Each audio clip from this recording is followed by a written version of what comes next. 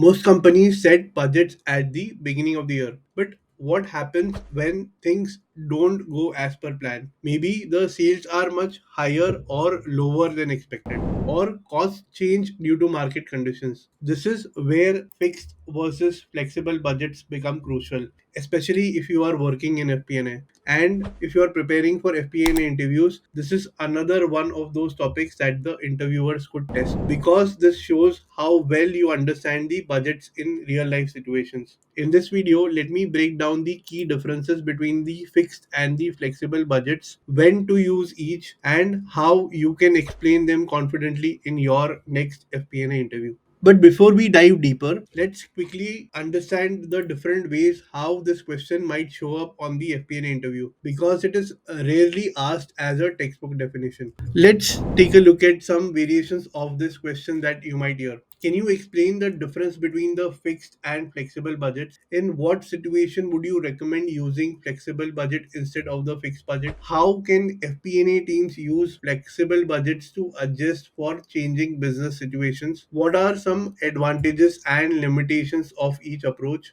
Can you share an example where flexible budget helped improve decision making in a real life situation? So I hope you get it. It is not just about knowing the bookish definitions. It is also knowing how to apply it in real business scenarios. Next, let's break down what these two types of budgets actually are. Let's start with the basics. So, what's exactly fixed and flexible budgets? A fixed budget is a budget that is created at the beginning of the period, say for the entire year, and it stays same no matter what happens during the year. Whether the sales go up or down or stays flat, the budget doesn't change. It is like setting a target once and sticking to it. On the other hand, a flexible budget is dynamic. It adjusts based on the business activity. For example, if you produce and sell more number of products than expected, the flexible budget will allow you for higher costs like raw materials and labor, because those costs naturally rise when you produce more. So in short, flexible budget allows you adjustment based on the levels of activity, while the fixed budget doesn't change even if the business activity changes. Understanding this difference is important for FP&A because it affects how we plan, monitor, and analyze business performance. Now that we know what fixed and flexible budgets are, let's take a look at the key differences between them and how they work in real life business situations. I will be sharing a quick contrast between the fixed and the flexible budgets for the next few seconds on the screen.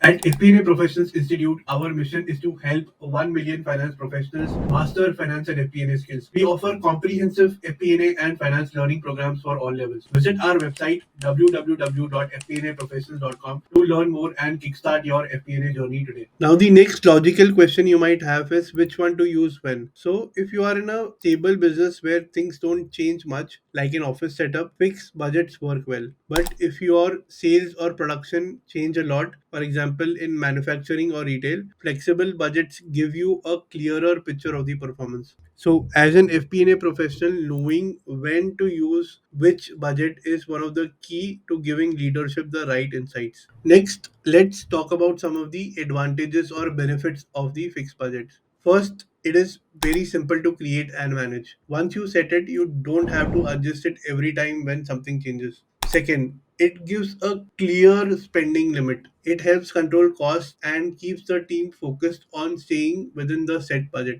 Third, it is good for stable environments, especially if your business is very predictable, like a service company with fixed contracts. A fixed budget works well. And fourth, it is easy to communicate. Everyone knows the numbers upfront, so there is no confusion about targets. In short, the fixed budgets are great for cost control and simplicity, especially when there are few surprises in your business. Now, while the fixed budgets are simple, they also come with some big limitations, especially in fast changing environments. First, they are not flexible. If the sales suddenly increase or decrease, the budget doesn't adjust so that it gives a misleading picture of the performance. Second, variance analysis sometimes become tricky because of this. You might see big variances, but it's hard to know if that's because of good or bad management or simply because of the business activity has changed. Third, it is not suited for dynamic businesses. If your company faces frequent changes like seasonal demand or volatile markets, then fixed budgets can feel outdated very quickly. So while fixed budgets are easy to manage, they lack adaptability, which can be a big problem when the reality shifts. Now let's talk about flexible budgets and why many companies prefer that,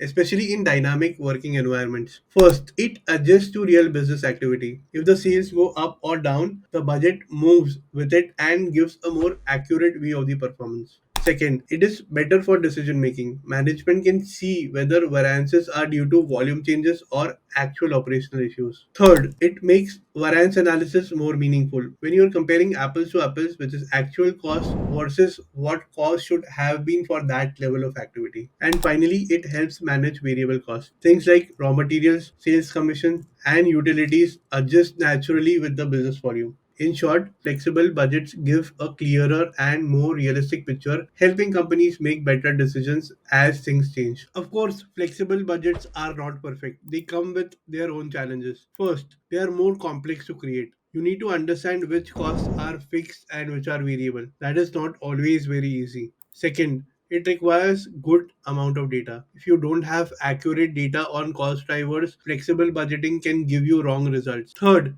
it takes more time and effort. Unlike fixed budgets, which you set once, flexible budgets require constant updating as business conditions change. And finally, it needs buy in from the teams. Since the numbers adjust, some teams might push back on the moving targets, especially if they impact bonuses or evaluations. So, while fixed budgets offer better accuracy, they also require strong data, systems, and processes to work effectively. So now, how do you decide when to use fixed versus flexible budgets? And what role does FP&A teams play in this? Here are some best practices. You can use fixed budgets for costs that don't change. For example, costs like rent, salaries, and insurance. You can use flexible budgets for costs that depend on the business activity. Costs like raw materials, sales commissions, and shipping. Also, you can combine both. Many companies use a hybrid approach where part of the budget is fixed and part is flexible. And here is the FP&A role. Number one, designing the budget framework, helping the businesses understand which costs are fixed and variable.